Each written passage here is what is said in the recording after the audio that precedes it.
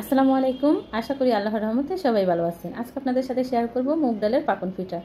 আর এই ডিজাইনগুলো এতটা সহজভাবে আমি উঠিয়েছি, তাই আপনাদের সাথে শেয়ার করব। দেখলে যে কেউ খুব সহজে শিখে নিতে পারবেন। আর খুবই মুসমুসে এই পিঠা একদিন বানিয়ে পুরো এক সপ্তাহ পর্যন্ত রেখে খেতে পারবেন ডাইনিং টেবিলে।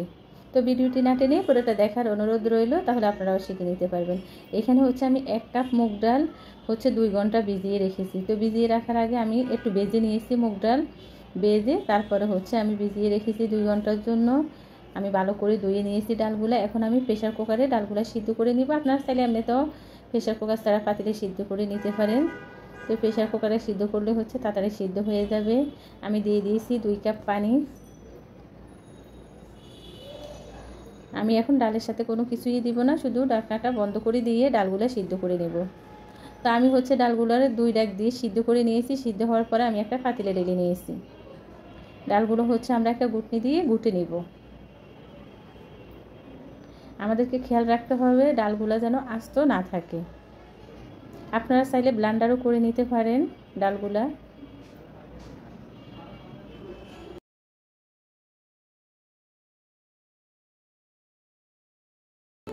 আমি ডালগুলো আরও কমিয়ে নিব। আমি এখানে স্বাদ মতো লবণ দিয়ে দিয়েছি। তো ডালগুলো আমি কমিয়ে নিয়েছি। এখন আমি দিয়ে দিব এখানে চালের গুঁড়া।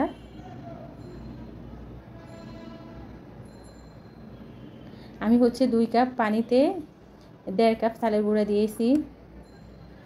তা আমি 2 মিনিট একবারে চুলা লো হিটে দিয়ে ডেকে রেখেছি, তাহলে খুব ভালোভাবে চালের গুঁড়াগুলো সিদ্ধ হবে। এখন আমি নেড়ে চেড়ে কাই তৈরি করে নিব। তা আমার এই চালের গুঁড়ো কিনা চালের গুঁড়ো, অতটা ভালো না চালের গুঁড়াগুলা। এইদিকে আমি কাইগুলা 2 মিনিটের জন্য ডেকে রেখেছি। এখন আমি শিরা তৈরি করে নেব। আমি দিয়ে দিয়েছি 2 কাপ পানি, দিয়েছি 1 কাপ গুড়। গুড়ের পরিবর্তে আপনারা চিনি দিয়েও শিরা তৈরি করে নিতে পারবেন। এই গুড়গুলো আমার গত বছরের, খুব ভালো। আমি রাজশাহী থেকে আনিয়েছি এই গুড়গুলা। ডিপ ফ্রিজে সংরক্ষণ করে রাখি আমি গুড়, খুবই ভালো থাকে। আর পিঠা তৈরি করলেও এই গুড়গুলা দিয়ে খেতে ভীষণ ভালো লাগে। তো গুড়ের মধ্যে বলক আসা পর্যন্ত আমি অপেক্ষা করব। আমি একটু ভালো করে ফুটিয়ে নিয়েছি শিরাটা। এখন আমি চুলা বন্ধ করে রেখে দিব। তো শিরাগুলো আর ঘন করব না। আমি চুলা বন্ধ করে শিরাগুলো রেখেছি। 2 মিনিট পরে আমি কাইগুলো একটু গরম থাকা অবস্থায় আমাদেরকে কাইগুলো মলে নিতে হবে। আর আমরা পানিতে একটু হাত চুবিয়ে নিব যদি বেশি গরম থাকে কাইগুলা। এই কাইগুলো যদি আমরা রেখে দিই, একেবারে ঠান্ডা হয়ে গেলে কাইগুলো শক্ত হয়ে যাবে। আমরা গরম থাকা অবস্থায় মলে নিব। আমি কাইগুলো ভালো করে মলে নিয়েছি। এখন দিয়ে দিব 1 টেবিল চামচ রান্নার রেগুলার তেল। তেল দিয়ে আমি আবারও ভালো করে মলে নিচ্ছি। আপনারা চাইলে এখানে ঘিও দিতে পারেন।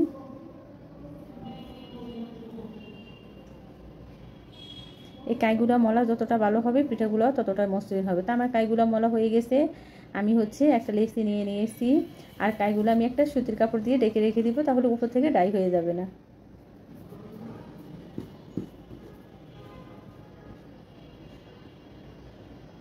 আমি 2 হাতের তালুতে বল বানিয়ে নিব ঘুরিয়ে। তারপরে একটু চ্যাপটা করে নিব শেপে। এই পিঠার ডিজাইন করতে আমাদের লাগবে শুধু একটি বোতলের সাবা আর একটি টুথপিক। আমি ছোট একটা সাবা নিয়েছি আর একটা টুথপিক নিয়েছি। আপনারা দেখে বুঝে নেবেন, খুবই সহজ এই পিঠার ডিজাইন করা। কোনো রকমের খেজুর কাটার দরকার হয় না। একটা টুথপিক আর একটা বোতলের সাবা হলেই হয়। অল্প সময়ের মধ্যে অনেকগুলো পিঠা তৈরি করা যায়। দেখেন কতটা সুন্দর হয়েছে। আমি একটু কেটে কেটে নিব পাতা বানিয়ে নেওয়ার জন্য। আমি কিভাবে এই ডিজাইন করেছি আপনারা দেখে বুঝে নেবেন। খুবই সহজ, একবার মন দিয়ে দেখলে পারবেন। একটু শেপে উঠিয়ে দিব, তাহলে হয়ে যাবে খুবই সুন্দর মুগ ডালের পাকন পিঠা। দেখেন কতটা সুন্দর হয়েছে। আমি আরও একটা পিঠা বানিয়ে আপনাদেরকে দেখিয়ে দিচ্ছি। আমরা উপর থেকে একটু তেল দিয়ে দিয়েছি। টুথপিকটা আমরা হচ্ছে একটু তেল দিয়ে মুছে নিব।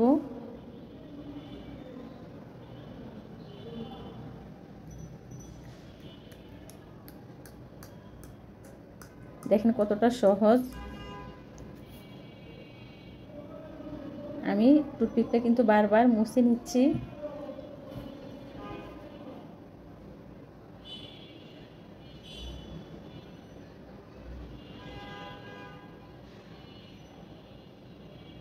তো আমার এই পিঠার রেসিপি যদি আপনাদের ভালো লেগে থাকে প্লিজ আমার চ্যানেলটি সাবস্ক্রাইব করবেন, লাইক দিবেন, শেয়ার করবেন। আর এই শীতে হচ্ছে এই পিঠাটি একবার বানিয়ে খাবেন, ভীষণ মজার এই পিঠাটি। আমি একসাথে অনেকগুলো পিঠা বানিয়েছি। তো আমার আরও একটা পিঠা তৈরি করা হয়ে গেছে। আমি একইভাবে সবগুলো পিঠা তৈরি করে নিব। আমি অনেকগুলো পিঠা বানিয়ে ভেজে নিব। এই পিঠাগুলা আমরা হালকা গরম তেলের মধ্যে পিঠাগুলা দিয়ে দিব। আর অবশ্যই চুলা মিডিয়াম আঁচে দিয়ে এই পিঠাগুলো আমাদেরকে ভাজতে হবে। চুলা হাই হিটে দিলে হচ্ছে উপর থেকে পুড়ে যাবে, ভিতরে হবে না, যেহেতু এই পিঠাগুলো অনেকখানি মোটা।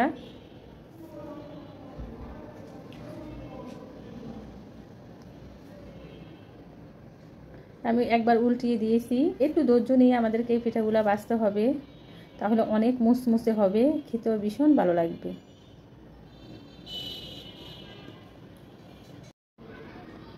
তো আমি এই পিঠাগুলো এই পিঠ ওই পিঠ করে বেজে নিব। আমার এই পিঠাগুলো ভাজা হয়ে গেছে, দেখেন কতটা সুন্দর কালার এসেছে।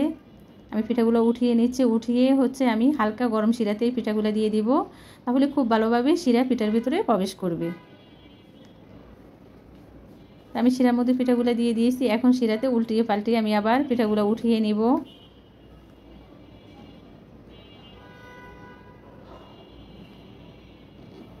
আমাদেরকে একটু এই পিঠ ওই পিঠ হচ্ছে উল্টিয়ে দিতে হবে। আমি একইভাবে সবগুলো পিঠা হচ্ছে বেজে নিব।